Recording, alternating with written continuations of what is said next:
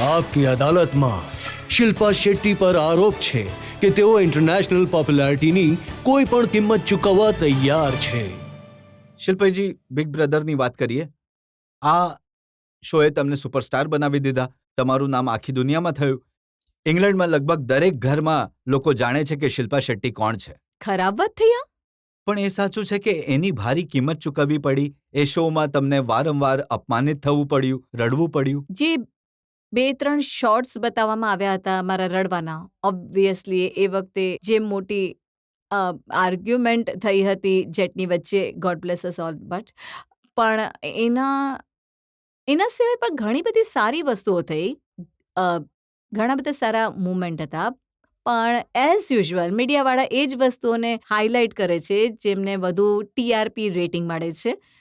અને એ એક એવો બનાવ હતો જે સડનલી ઇન્ટરનેશનલી ટોક અબાઉટ થઈ ગયો હતો. જો એ સમયની જે હેડલાઇન્સ હતી છાપાઓની, એ હું તમને જી. જણાવું છું.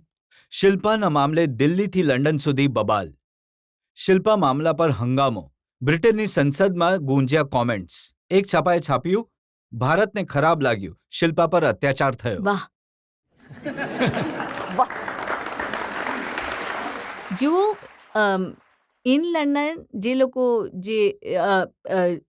એશિયન જે લોકો પોતાના દેશને છોડીને ગયા છે, જે બાંગ્લાદેશી, પાકિસ્તાની, ઇન્ડિયન્સ પોતાના દેશને છોડીને ત્યાં સેટલ થયા છે, obviously they have face certain amount of discrimination every step. અને એમને ખાસ કરીને ઘણું ખરાબ લાગ્યું કે મારી સાથે આવી વર્તણૂક કરતા 40,000 લોકોએ ફરિયાદ કરી બ્રિટિશ મીડિયા વિરુદ્ધ. 60,000, 65,000 people. It's been the highest. It was the highest recorded compliance. તો મને એનો ખબર મતલબ પડી એ કે જ્યારે હું લોકો બહાર આવી. ખરેખર હર્ટ હતા આ વાતથી. They felt that they were treated badly. I was the only Indian in the house. તો એમને એવું લાગ્યું કે ઇટ વોઝ ઇન્સલ્ટિંગ. પણ એમનું પરસેપ્શન એકદમ અલગ હતું. હું જ્યારે ઘરમાં હતી તો મારું પરસેપ્શન પણ ઘણું અલગ હતું. મારી સાથે એટલે મને એવું લાગ્યું કે 3 છોકરીઓ ઘણી બળી રહી હતી મારાથી, અને એટલે જ એમણે બળાપાને કારણે થોડું મતલબ દલીલ કરી રહ્યા હતા એ લોકો. પણ પણ એની આઈ ડોન્ટ તમને- થિંક દે વર પણ રેસિસ્ટ. એ નહીં તમને પૂછ્યું કે જો એ છોકરીઓ તમારાથી ઈર્ષ્યા કરતી હતી, તમારા માટે ગાળોનો ઉપયોગ કરતી હતી, તો રડવાની જગ્યાએ એમને એક ઝાપટ મારવી જોઈતી હતી. જ્યારે મેં પહેલી વાર વાત કરી શમિતા સાથે, જ્યારે હું ઘરની બહાર નીકળી, તો રડવા ધોવાની વચ્ચે એણે એક જ સવાલ પૂછ્યો કે મને, તે ઝાપટ કેમ નહીં મારી કોઈને? ઘરમાં તો ટોલરેટ કઈ રીતે કરી શકે છે? હું થોડી વિચિત્ર પ્રકારની છું. એમણે હા, તમને થોડી. એ ન પૂછ્યું કે તમે તો કરાટેના બ્લેક બેલ્ટ છો? ઓનેસ્ટલી મેં એ વસ્તુ પર ધ્યાન આપ્યું જ નહીં. મને તો એવું લાગતું હતું કે હું ક્યારે મને લોકો એવિકેટ કરી દે આ ઘરથી, અને હું એવિક્ટ જ અને નહોતી એ થઈ રહી. બધાની સાથે સાથે તમને ઘણા પૈસા પણ મળ્યા. હા, એના મને પૈસા મળ્યા, અને ઓનેસ્ટલી મને લાગ્યું કે મને 3 અઠવાડિયા સુધી ટકવું નહીં પડે. પણ હું 3 અઠવાડિયા સુધી ટકી જ નહીં. એટલે હું એ શોને વિન કરીને પણ આવી ગઈ. But I would not compromise on my dignity on money. Never in my life. એક એવો ઇન્સિડન્ટ થયો જેમાં લોકોને લાગ્યું કે તમે કોમ્પ્રોમાઇઝ કર્યું પબ્લિસિટી માટે, નામ કમાવા માટે. એ હતો Richard ગેરનો case.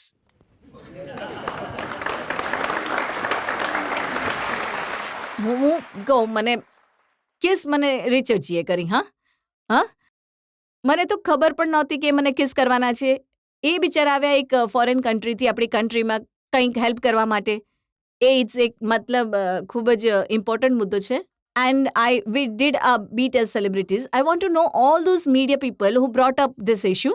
Instead of paying importance to issue of AIDS, what has they done to bring about certain આ તો awareness? તમારે રિચર્ડ ગેરને પૂછવું જોઈએ કે એમણે તો જે કર્યું એ કર્યું. એ અમે બંને એન્ટરટેનર્સ છીએ. અમે લોકોએ ઓડિયન્સને એન્ટરટેન કરવા માટે કર્યું.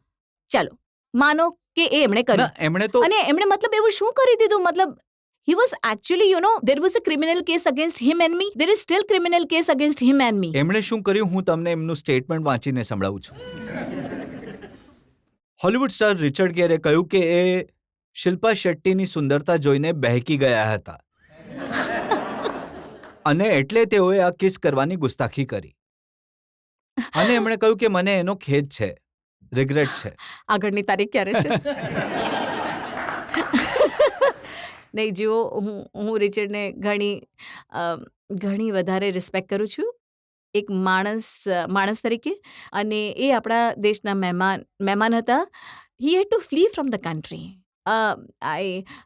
It's really sad, but I was at airport and I was not allowed to leave the country because the airport authority said I had criminal case against me. It's very disrespectful. તો ખરેખર તકલીફ મને થઈ? ઘણું લાગી આવ્યું, મને ઘણું ખરાબ લાગ્યું.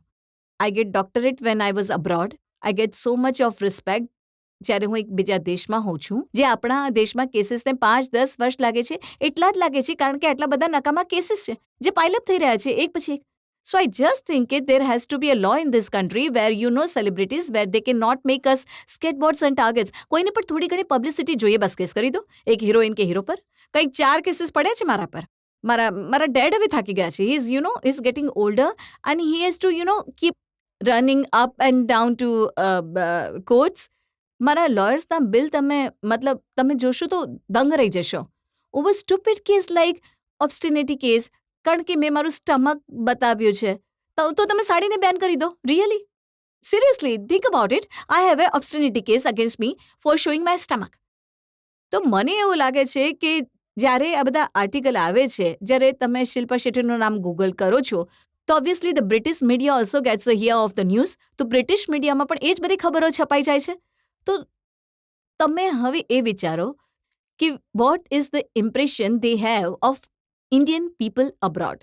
કે આ એટલા ગયા ગુજરેલા લોકો છે કે રિચર્ડ ગિયરના કેસને કારણે ક્રિમિનલ કેસ થઈ ગયો છે. સ્વામી રામદેવે રિએક્ટ કર્યું તો એમણે કહ્યું હતું કે આ બધી વસ્તુઓ માત્ર એક પબ્લિસિટી સ્ટન્ટ હોય છે. જી, એક વાત હું કહી દઉં, મને તો ખબર પણ નહોતી કે મને કિસ કરવાના હતા. અને જો કિસ કરી રહ્યા છે તો હું એમને પુશ તો નહીં કરી શકું, એ આપણા મહેમાન છે.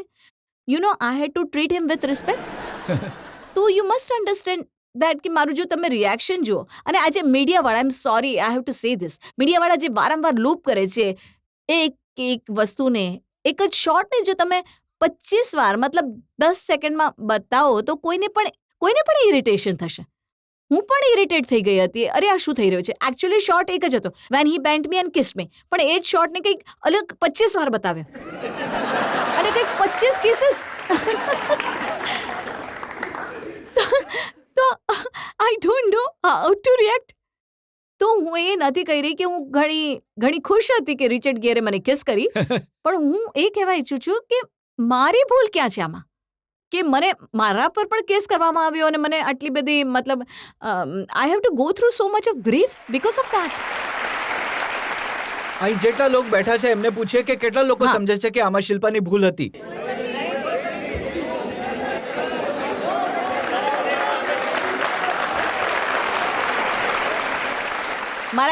મારા બિહારવાળા ઊભા થઈને બોલી રહ્યા છે કોઈ ભૂલ નથી. હું એક શિલ્પાજી- ગીત તમારા માટે કરીશ.